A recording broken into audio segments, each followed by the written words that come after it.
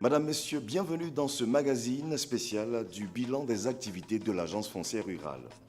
La direction du foncier rural est la direction du ministère de l'Agriculture et du Développement rural, chargée de la sécurisation des terres du domaine foncier rural. Elle exerce son activité depuis sa création après le vote de la loi numéro 98-750 du 23 décembre 1998 relative au domaine foncier rural. Plusieurs partenaires techniques et financiers ont d'ailleurs financé ces activités. Parmi eux, la France à travers le C2D, Contrat de désendettement et de développement. Projet d'appui à la relance des filières agricoles de Côte d'Ivoire par FACI au niveau de sa composante 1 intitulée « Appui à la mise en œuvre de la loi sur le foncier rural ». Après environ 3 années d'exercice dans 15 départements de la Côte d'Ivoire, Monsieur le coordonnateur du projet fait le bilan des activités et les perspectives à envisager. Suivons cet élément. Nous avons 804 villages sur les 1210 qui ont les tronçons ouverts et bornés, ce qui nous donne un taux de réalisation de 68%. Il faut noter qu'il y a 604 villages sur les 804 dont les territoires ont une carte provisoire, ce qui nous donne un taux de réalisation de 50% par rapport à l'objectif de base. Et enfin, nous avons 293 villages qui ont une carte définitive de délimitation des territoires, ce qui nous donne un taux de réalisation de 24%. Il faut noter que le projet par FACI a permis de comprendre que la loi relative au domaine foncier rural peut s'appliquer dans toutes les régions de la Côte d'Ivoire.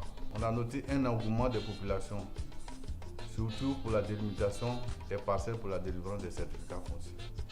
C'est pourquoi nous avons pu délimiter plus de 70 000 hectares.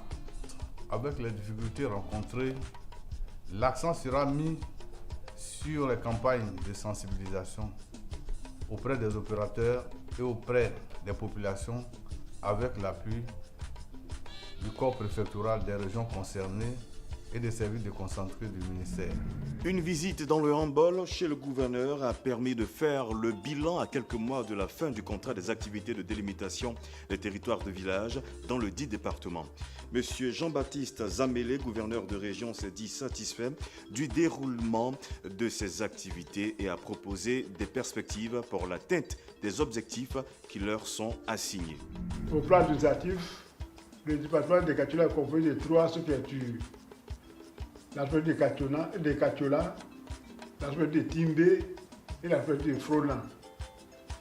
Ces 3 circonscriptions administratives ont un total de 27 villages. Nous avons bouclé 20 villages, soit un taux de réalisation de 70%.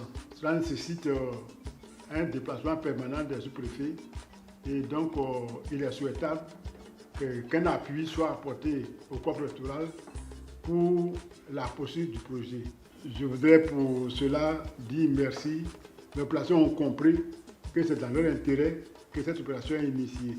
Foro village situé dans le département de Katiola, bénéficiaire du projet par FACI, a réussi les opérations de délimitation des territoires de son village. Les limites ont été matérialisées comme le montre une visite effectuée sur un tronçon de limite. Après le rappel de la procédure, le chef du village a exprimé sa gratitude à l'endroit du président et de son gouvernement pour la chance qui leur a été offerte. La délimitation des territoires de village est un véritable outil de développement. Foro a donc une école, un dispensaire et de l'eau potable. 2 conditions sont indispensables avant que la procédure de délimitation des territoires de village ne commence. Il faut l'existence d'un comité villageois de gestion foncière rurale, CVGFR, ancré dans le village.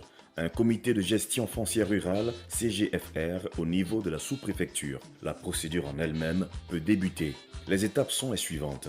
Le recueil de l'historique de constitution du territoire du village, l'ouverture consensuelle des limites du territoire de village, le constat des limites et le bornage du territoire de village, la publicité des résultats à partir de la carte provisoire du village établie par le géomètre expert, l'approbation et la validation des résultats de l'enquête, l'établissement de la carte définitive du village, la publication au journal officiel de l'arrêté fixant les limites du village.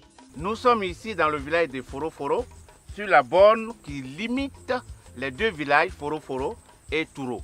Je remercie le chef du village pour le travail accompli.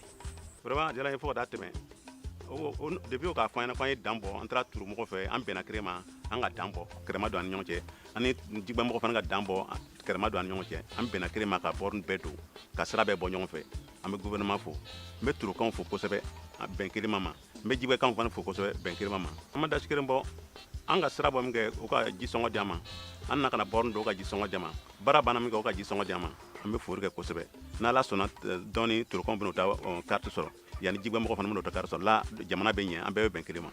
En dehors de ces deux activités, il existe des terres sur lesquelles des titres d'occupation ont été délivrés par les autorités administratives avant le vote de la loi de 1998. Madame Konan Viviane a expliqué la procédure de consolidation de ces droits sur sa parcelle.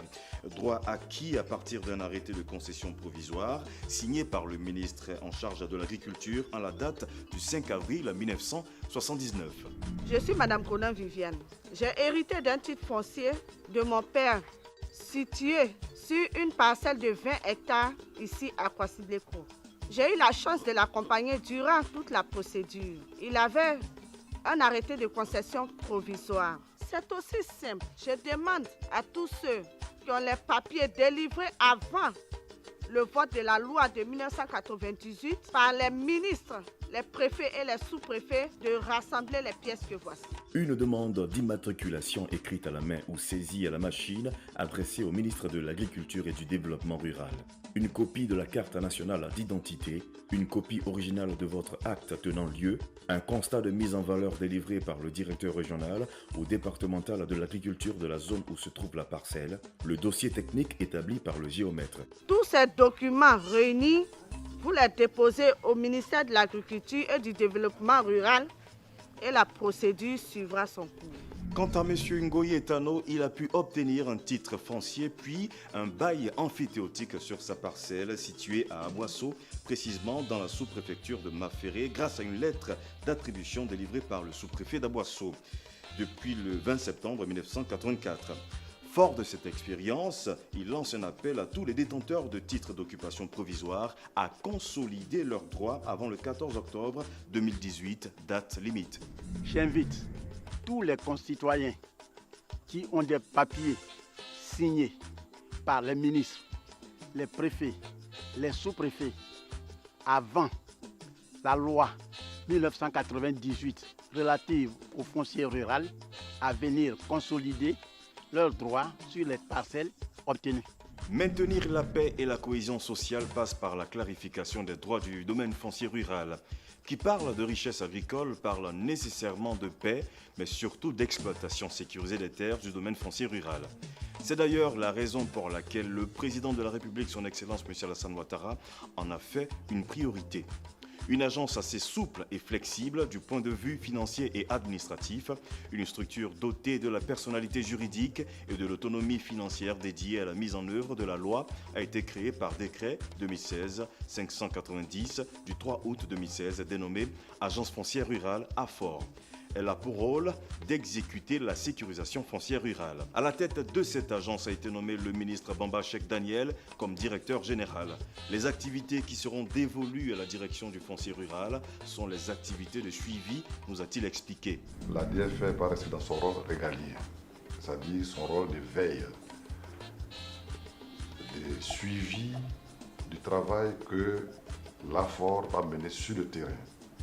La DFR a déjà une grande expérience de terrain, mais va maintenant rester dans son cadre, je dirais, des réflexions sur l'argumentation, si le travail que nous faisons est en phase avec la déclaration des politiques foncières du gouvernement, en phase avec les orientations du ministre.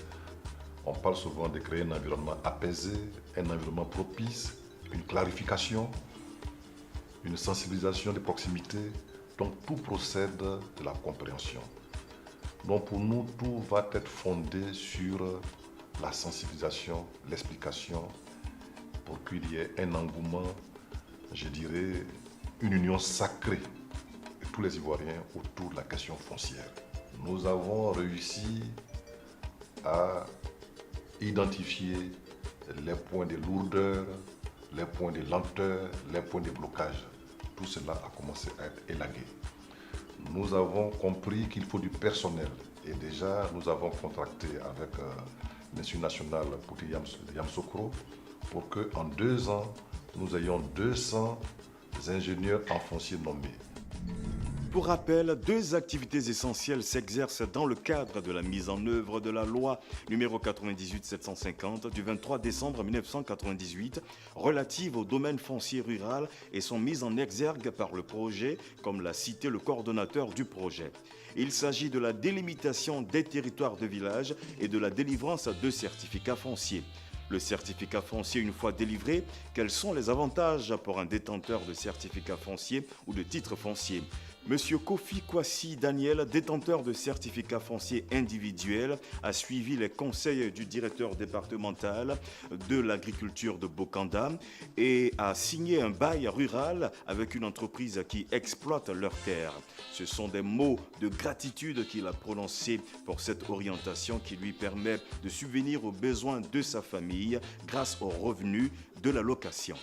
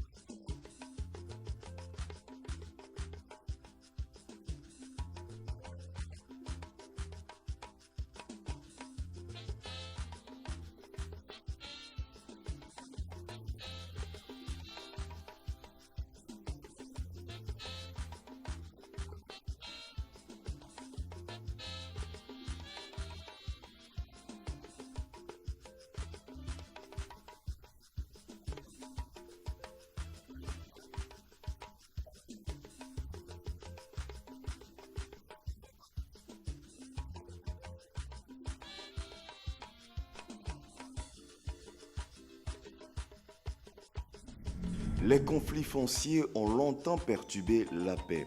Les activités de l'AFOR consistent pourtant à préserver la cohésion sociale pour un nouveau paysage agricole ivoirien. C'est la fin de ce magazine. Merci de nous avoir suivis. Au revoir. La terre rurale aussi a son papier, le certificat foncier.